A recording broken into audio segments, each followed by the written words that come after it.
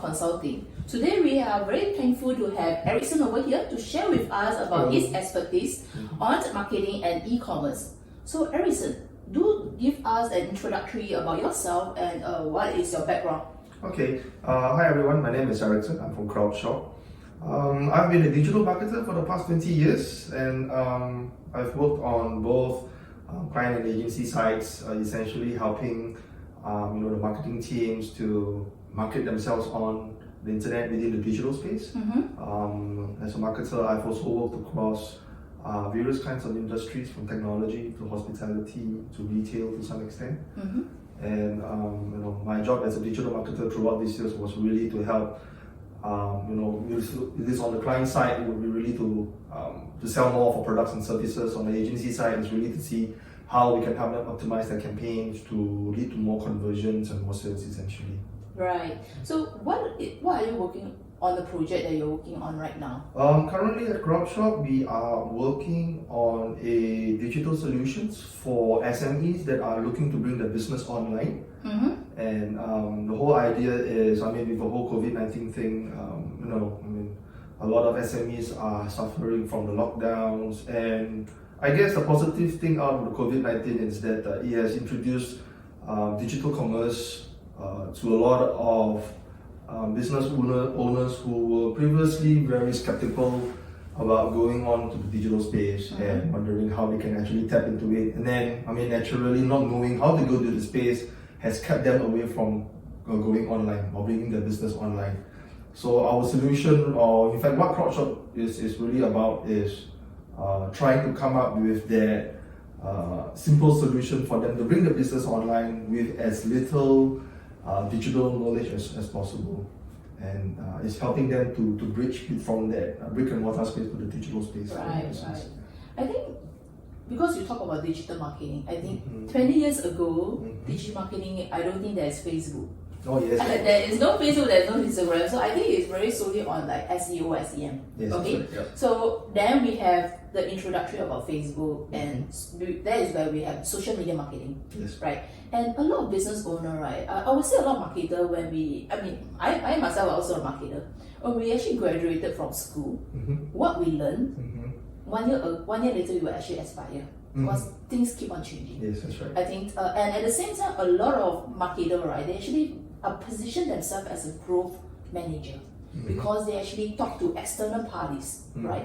Then right now, in terms of doing business from the business owner point of view, is last time is very traditional. I need to have a store, a physical space. Okay, then I are trying to move to online.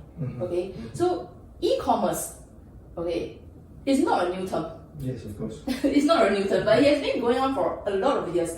But the thing is, right, especially in Singapore, I think we are quite digitalized, but there's still a lot of businesses are still very reluctant to go into the online space.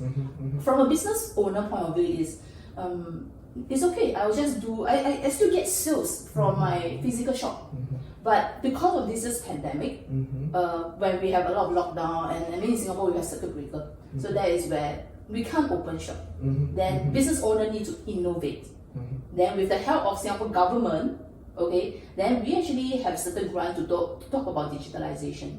So you're an e-commerce expert, okay? So from this is actually a question for the brick and mortar own business owner. If I want to digitalize my business, right, how should I do it? And what are the things that I should not do at all? Okay, so I guess for the first question as to how I should do it, I think what's good is that the government has come up with a lot of support from their side in terms of helping businesses go online. Obviously they recognize that the digital economy is here to stay, and in fact it's been growing. There's this undercurrent of business that is running in Singapore, in fact for the region for quite some time. Only because of COVID-19 it's managed to surface up where it has gotten more prominence among business owners. Definitely if you're looking to go online, and if you're here in Singapore, definitely do tap into the government supports to get going. To tap into the government support is not exactly just about taking the grants. It's also talking about getting in touch with the e-commerce providers, the agencies that are able to bring you up to speed to help you market your products online. So in a certain sense, it's like what I said earlier, it's helping SMEs, owners who are not familiar with digital marketing, but providing them with that expertise and knowledge, and also to some extent, financial support to bring their business online. And I think that's definitely the first step, to look into government support to go online. What you should not do at this point in time, I suppose, is to depend too much on footfall traffic to come into your business. We are still in phase 2 for the lockdown, and with limitations in terms of capacity, the restrictions or the guidelines that you need to, you do your scans, you do your temperature taking, you can't sit 1 meter, you need to sit more than a meter apart to the next table or whatever. To some extent, I'm sure you will definitely irk some of your customers. Some may even say, wow, there's so many, and there's not enough seats, and I don't, forget it. I'm going there's to a lot of restriction, right? Yeah, so a lot of the people will be saying, that's it, I can't be bothered, I'll come back next time, and that next time never happens, right? Alright. So don't depend too much on traffic footfall for now to drive your business, because it's not going to happen. And I mean, it's good that the government is opening up. That's great. Until then, so your business will still be affected. Going digital definitely is one of the solutions that you can circumvent this circumstance, right? So be more open to new business ideas, new business approaches, new channels to spread your business, to reach out to your customers. Don't think that digital marketing is something new that you cannot pick up. Truth be told, it's not really all that difficult to what you understand from traditional marketing. It's just that instead of putting it on magazines, on newspapers, on television, it's now on people's mobile phones. Correct. So to sum it up, what Ericson was trying to say is, be flexible and open. Don't keep on sticking to the old rules, okay? And digital marketing is not that tough and difficult, actually. Actually, I feel that traditional media is much more expensive and difficult, actually. Like, there is certain timeline we need to actually follow, you see. Yeah, if you're going for print ads. Yeah, to some extent, yes. Digital can be slightly more affordable, depending, but then again, that depends also on the scope of marketing that you want to do as well, right? If I were to say, cost-wise, they are almost the same. Now, the benefit is not in terms of the cost, but rather what you get out from that marketing campaign that you run. You run a print ad, you run a TV ad. Okay, we don't say TV ads, maybe you can say viewership, right? But you run a TV ad, you run a newspaper ad. It goes out into the public, and it's like a shotgun. You don't know whether you hit it. Correct. I can say, I got a magazine, I've got 5 million circulation. Sure, great, but how many people actually reads it and then pays attention to your ad, or even remember your ad? But when you run digital, you are because the nature of digital is that you are able to generate data, right? Which is one of the tenets of running digital marketing. Is to have data so that you can actually make decisive forward decisions on how you want to progress with your campaign, right? So the key thing is getting data. When you run a magazine ad, it's hard to get information on who's looking at it and what's their response to your ad. Right. But when you run digital, you can say that this person saw this with this particular profile. They clicked on it, they went to your website, they went through several of your pages, they spent X amount of time, which probably indicates they've got an interest in your product. They went through, they selected several products, put into a shopping cart, but they didn't check out. So from there, you can continue and say, hey, we missed you. You put several products into your shopping cart, you didn't check out, maybe here's a reminder. If I remind you and you do not check out again, is there something else that you would like us to help you with? Correct. Are you looking for a discount? There's a lot more things you can do on the digital space than you would do with a magazine ad. I think a lot of industry are achieving. Okay, I mean, in Singapore, we have the media player, the two media player, which is MediaCorp and SPH. Okay, so we know that MediaCorp is very strong in the TV commercial, and they do have print ads, and they do have magazine like 8 Days and iWeekly. Even 8 Days and iWeekly, they already have stored their print edition. They have already go into digitalization already. So that is where I think it is a very true indication for a lot of business owners to really go beyond how to digitalize the business. Okay, so a question for a business owner that already have an e-store, okay, or they already are selling things on like e-commerce place or platform. Okay, so how should I increase my sales? Okay, so I guess there are several ways that you can do that through the digital space. First of all, I guess it's of course digital marketing, making your product visible, making your service visible to as much people as possible. Number two, you can actually tap into existing marketplaces that has got high traffic. So in this case, it will be your typical Q10, your Lazada, your Shopee, Shopback. These are existing e-commerce platforms or sites that has got already huge amount of visitor traffic.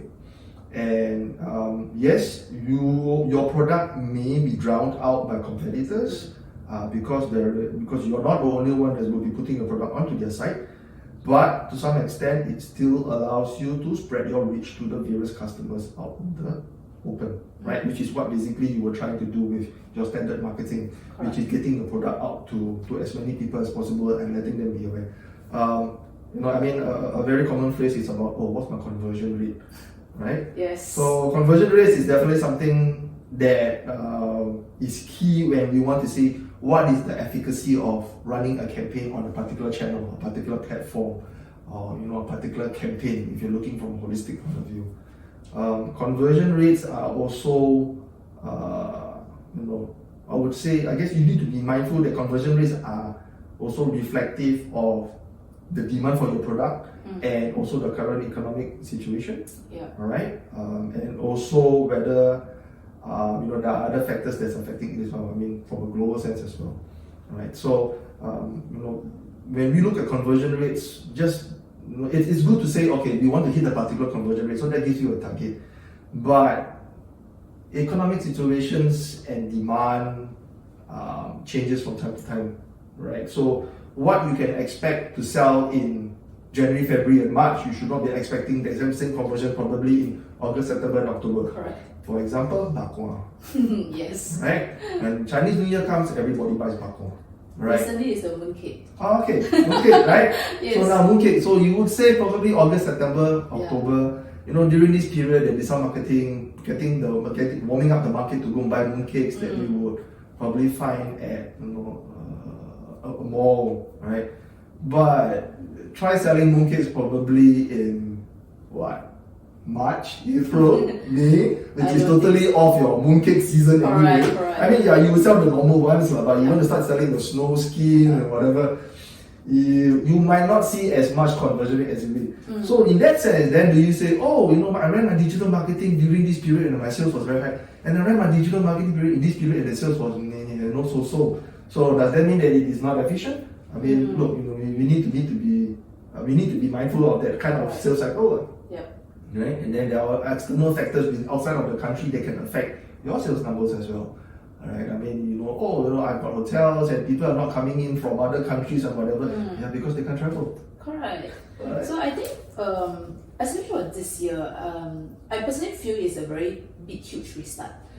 Big, huge restart to a lot of sectors, big, huge restart to a lot of different marketers, because as I said, if I'm a retail store, I cannot open my store, or even I can open my store, there is certain limitation, like restaurant, I can only serve how many customers at one time. So because of all these things, right, marketers are actually innovative ways to bring people to spend money. Okay, to spend money can be on the shop itself, or it can be online. Okay, so we have noticed, like retail store, we will run every month, we will run monthly sales promotion. Okay, it can be store wide, it can be like, for example, minimum spending bundle deal. Okay, and we also have seen that in the online space, we have like Double 11, that is the largest shopping online day in China, and it have influenced the Southeast Asia too. Yeah. But this year especially, we actually see every month we have like double 1, double 2, no, even upcoming double 10. Okay, so Ericson, can I ask you from a marketer point of view, right? As well as you also are an expert in e-commerce, right? Does running promotion every month works, and how should we do it, or what are the things we should take note of? Okay, I guess this is a very cloudy space in a certain sense. Should we run marketing promotions every month, right? From a marketer standpoint, obviously they are being pushed by bosses for sales, and if there's sales, there's more sales. So the demand for sales will never end from a marketer's point of view. On the other hand, if you're running your promotions every month, chances are, if customers come in and buy, it's really because they want to buy. If they want to buy, and then running the promotion pretty much means that I'm willing to sell my product for a lower amount of revenue, and it's basically responding to a customer who's really interested to buy in the first place. You may hit some people who are on the fence, sitting on the fence thinking, whether should I buy, whether I should not buy, and then, oh, there's a promotion, okay, then I'll just go in and buy it. The thing about it is that they will most probably would have bought it sooner or later, I suppose, but if you run a promotion, then that helps you win that customer over from the competitor or from another brand. Right. Okay. So is it a good thing to run promotions every month? I think it's a double-edged sword. Essentially, you are running a campaign that will most likely see customers buying from you who would have purchased anyway. That's one thing. Running it on specific days, and you've got that double 11, double 10, double 9, double 8, and I don't know, you could have double 1 to double 12 sooner or later. Yep. And that brings out the fun of going for huge promotion discounts. Right? If every month there's going to be a day that's going to give me a deep discount, what's the rush? I'll wait for the next one. I'm not going to. So you probably end up seeing spikes on a very specific day, and then any other days you just see a very low lull until the next spike that comes. So maybe your first to your second to your third to your fourth, you'll be seeing only spikes on those days because it's coming every month. So what's the rush? Unless I can't wait, then I'll buy it off the shelf at the normal price or maybe a lower discount. So in that sense, from a consumer standpoint, it brings out all the fun of trying to go for something. It probably makes the consumer more, how would I say, more lazy in some sense of waiting for the day to come and keeping up for promotions and then going for it.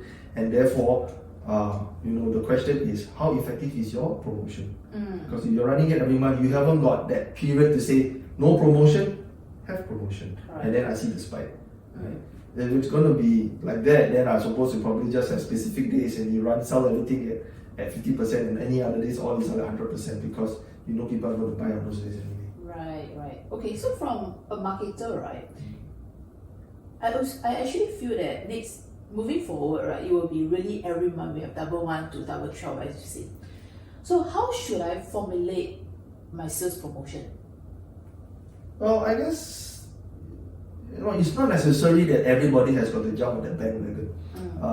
We need to be also mindful that the double 10s, double 11s, double 12s, and double whatnots are generally campaigns that are developed by your major e-commerce platform providers. Right?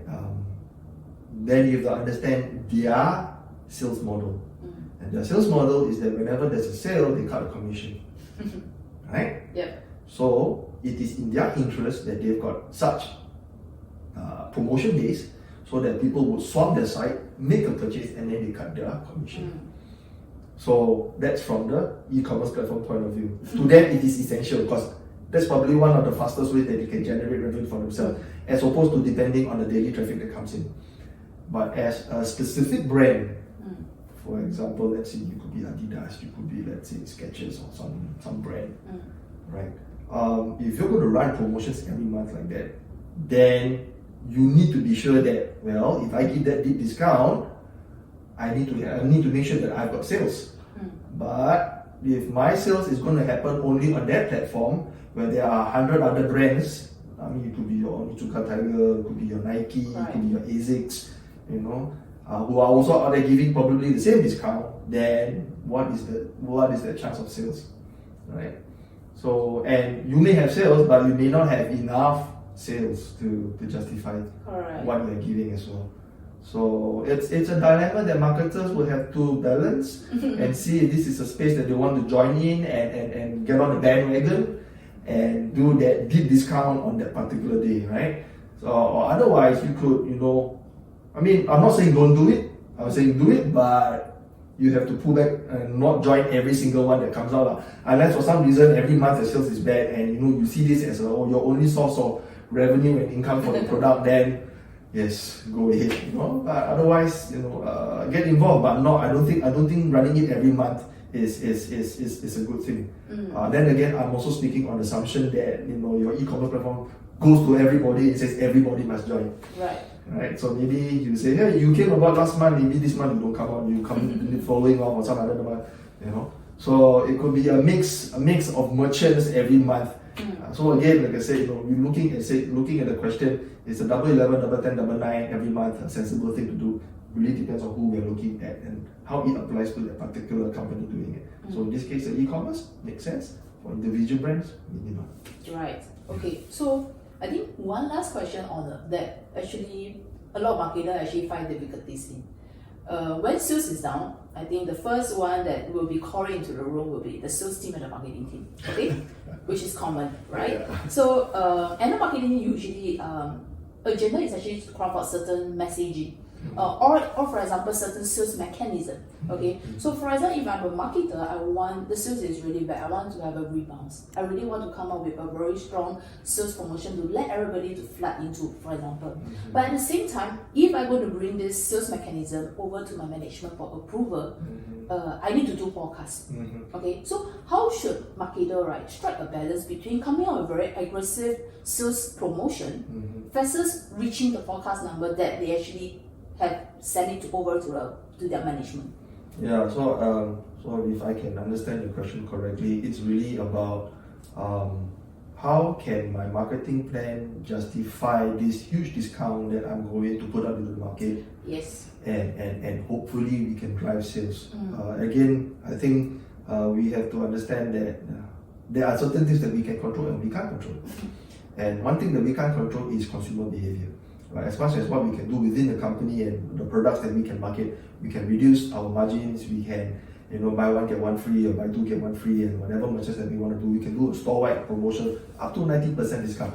But if the customer's not going to buy, they're not going to buy.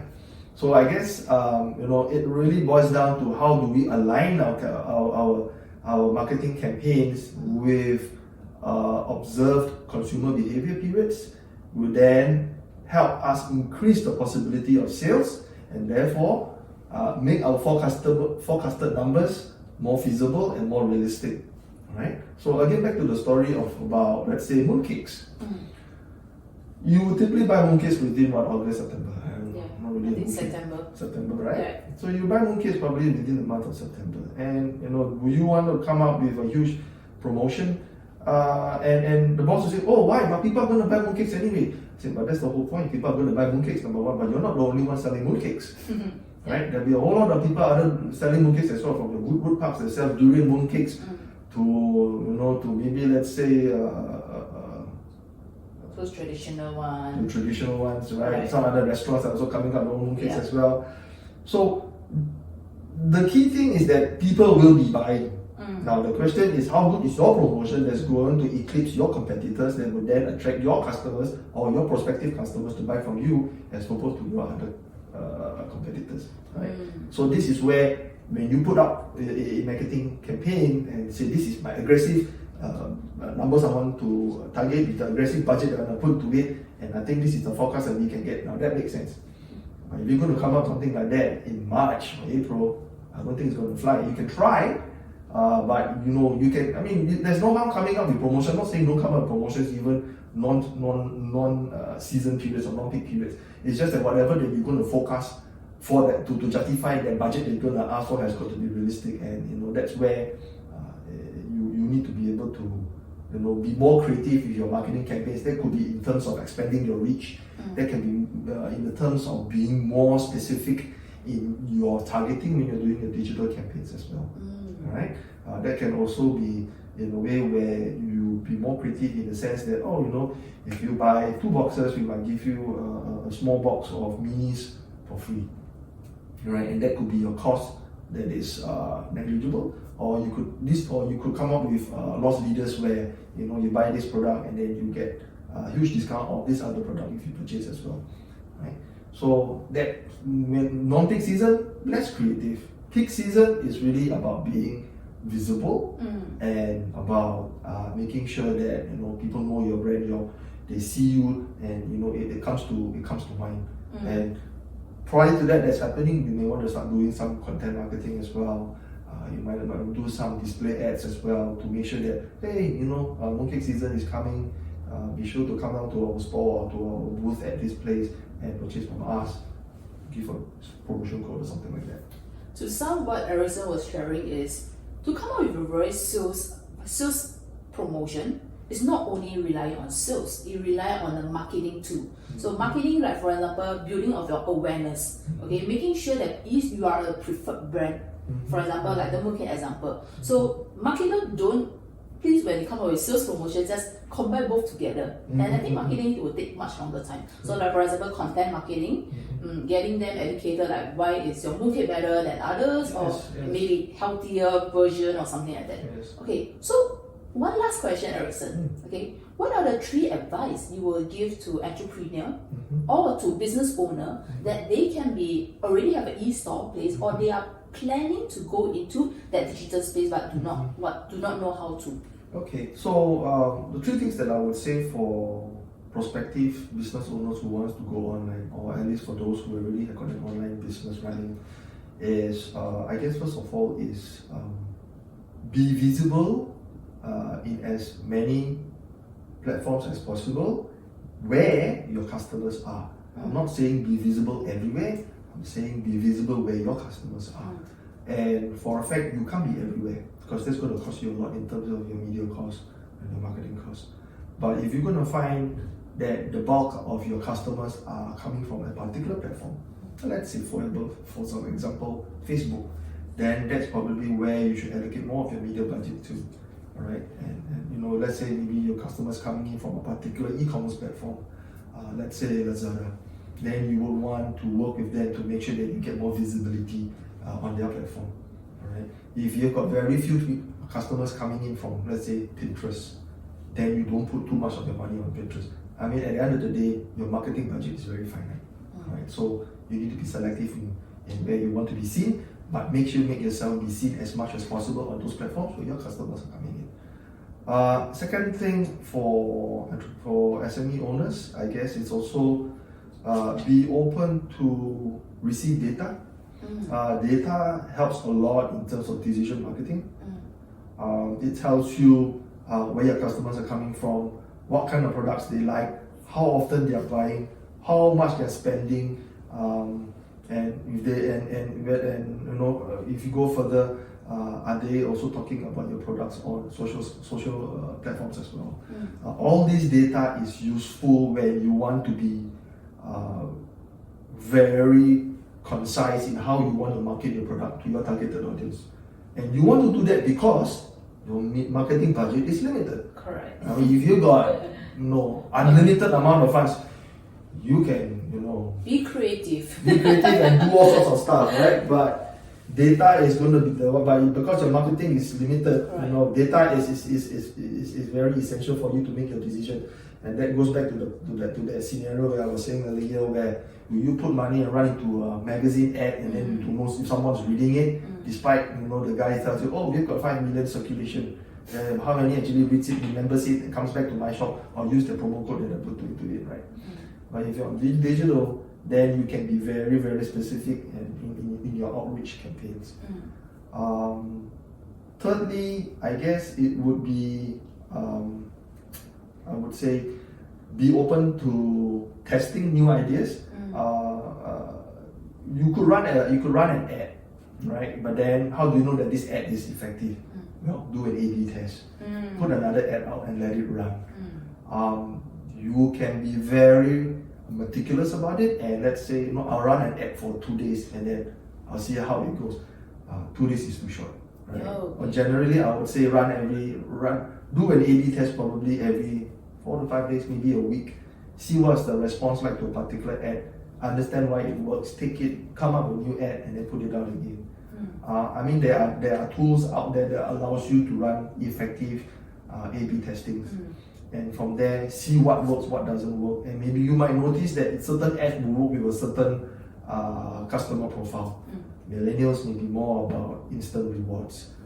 Your seniors may be more about quality and heritage and knowing there's a brand value to it, right? So, what you're selling, how you're selling, who you're reaching out to. There are so many permutations. A/B testings is one of the more proven and effective methods of knowing what actually works with certain groups of people, certain times and certain periods and certain products as well.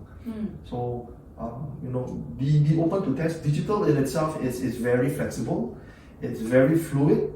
There are many things that you can do, but don't do everything all at the same time, because if something works, you don't know what's working. Right. Yes. Could it be this? Could it be this? Could it be that? Could it be because of this and could it be because of that? It's like, wow. Yeah, you have a lot of data, but then because the data all comes in at the same time, and you can't. If you can pinpoint it, good. But if you can't, it's like, okay, let's do this again, but a bit more control. Right. And if it comes only a particular season, which is your mooncake comes once a year, you don't really have you don't have that runway to keep on testing to be sure that you're effective at the next one, right? So you'll be another whole 12-month cycle before I can try out something new again. Right. So